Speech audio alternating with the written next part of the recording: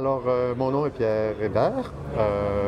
Je suis à l'origine un cinéaste d'animation. J'ai travaillé à l'ONF pendant 35 ans, mais peu à peu, le cours de ma carrière m'a amené à de plus en plus faire des projets multidisciplinaires, des performances, du travail de cinéma ou de vidéo dans toutes sortes de contextes non conventionnels. Donc, je ne sais plus très bien si je suis encore un cinéaste ou ce que je suis exactement, mais je fais ce que je fais. Au tout début, je me voyais plutôt comme un artiste visuel. Les films que j'ai faits avant d'arriver à l'ONF, puis dans les premières années à l'ONF, ont été plutôt c'était des films abstraits qui étaient très proches de McLaren certainement, mais aussi de l'underground américain, Robert Greer, Len Lai, tous ces gens-là. Donc, j'avais pas tout à fait les pieds dans le cinéma. C'est certain que l'arrivée à l'ONF, qui est un endroit de cinéma, ça a fait que la dimension cinéma de mon travail a pris plus de place, a pris en fait toute la place parce que j'ai cessé de faire de la gravure, j'ai cessé de faire d'autres formes d'art plastique et pendant un certain temps, mon travail était surtout de cinéma. Et effectivement, assez rapidement, mes films on continue d'une certaine façon, mais il y a eu une période où c'était beaucoup plus net, ont été marqués par des préoccupations sociales et politiques et par une volonté d'adresser ces questions-là de façon assez directe, ce qui n'était pas très courant en animation, qui était orienté plus vers la fantaisie ou même, on peut dire, la fantaisie légère souvent, alors que c'était des approches plus directes et plus lourdes, on peut dire, assez influencées, par exemple, par des gens ou des artistes qui n'étaient pas du tout dans le domaine du cinéma d'animation, comme, par exemple, les idées et le théâtre de Bertolt Brecht a été très important dans cette période-là comme inspiration, puis aussi le cinéma documentaire, un certain cinéma de fiction a été plus important pour moi que mes racines en animation. Alors, je pense, par exemple, Godard, c'est sûr, a été une référence très importante, mais aussi un cinéaste comme le cinéaste d'animation, pas d'animation, le cinéaste documentaire néerlandais Johan van der Keuken a joué un rôle capital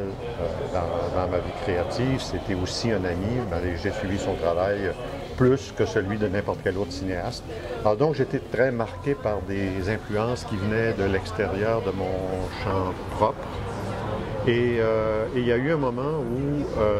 le travail avec un groupe de musiciens de Montréal, à savoir Jean de Rome, René Lucier, Robert Marcel Lepage, enfin tout ce groupe de gens qui étaient regroupés autour de l'étiquette Ambiance magnétique, a pris de façon assez circonstancielle au début, mais ça a pris rapidement une importance assez grande. Et la volonté de travailler avec ces musiciens-là a amené les premières aventures de performance et qui, je ne savais pas à ce moment-là que c'était pour être un filon qui deviendrait le filon principal et qui durerait aussi longtemps, mais là, ça fait plus de 25 ans que ça dure, mais c'est devenu un filon principal et le travail avec des musiciens improvisateurs est devenu un élément majeur de mon travail. Ça a beaucoup influencé ce que j'ai fait, ça a influencé la façon dont j'ai vu le travail d'animation. C'est à cause de ça qu'on est passé d'un début de travail qui était simplement des présentations de films qui étaient sonorisés live vers de l'animation en direct. Et ce sera à partir de 1985-86, j'ai commencé à faire de l'animation en direct, ce qui apparaissait comme une chose folle au point de départ, mais c'est devenu une chose importante et je compte à travers différentes mutations, en particulier une mutation numérique qui s'est produite en 2000. J'ai continué à faire ça et je continue encore à le faire. Et c'est encore, on peut dire, le centre de mon travail. Oui, c'est sûr que le numérique était un moment essentiel et bon, ça s'est d'abord présenté pour le dernier film que j'ai fait à l'ONF, qui était mon long métrage La plante humaine, où le film a été totalement gravé sur pellicule au niveau de l'animation, mais tout le traitement final a été fait en numérique. C'est-à-dire que toutes les images gravées ont été numérisées et ont été composées numériquement. Ça, c'était en 94, 95, 96. J'aurais souhaité faire procéder comme ça bien avant, mais la possibilité concrète de le faire n'existait pas. Et quand le long-métrage est entrepris,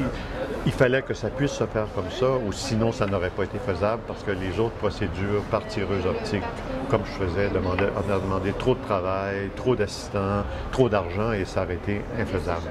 Le passage au numérique qui venait d'un souhait personnel pour le long-métrage,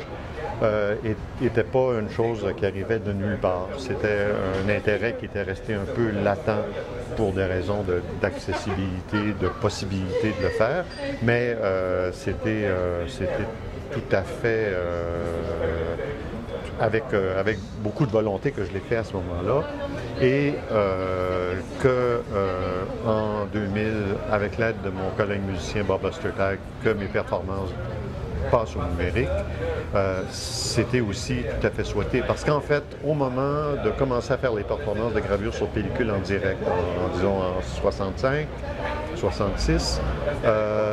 j'avais d'abord envisagé de faire ça en utilisant des ordinateurs. Mais en 65-66, la puissance des appareils, la capacité de numériser rapidement les images n'existait pas et ça s'était avéré une idée faisable à un certain niveau parce que l'approche que je voulais avoir était extrêmement formelle, donc facilement calculable, mais la possibilité de le faire en moins d'amener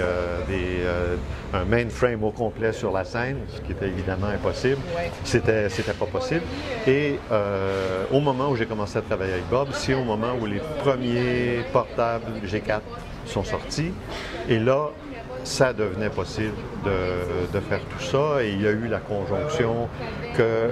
à ce moment-là, chez Cycling 74, qui était l'entreprise qui avait déjà mis sur le marché Max MSP, qui était déjà devenu pour les musiciens un langage de programmation très important. Au début des années 2000, il y a Josh Clayton qui a commencé à travailler sur la programmation de Jitter. Josh était un ami de Bob, donc on a tout de suite su qu'il faisait ça et on était, Bob et moi, les premiers bêta-testeurs de Jitter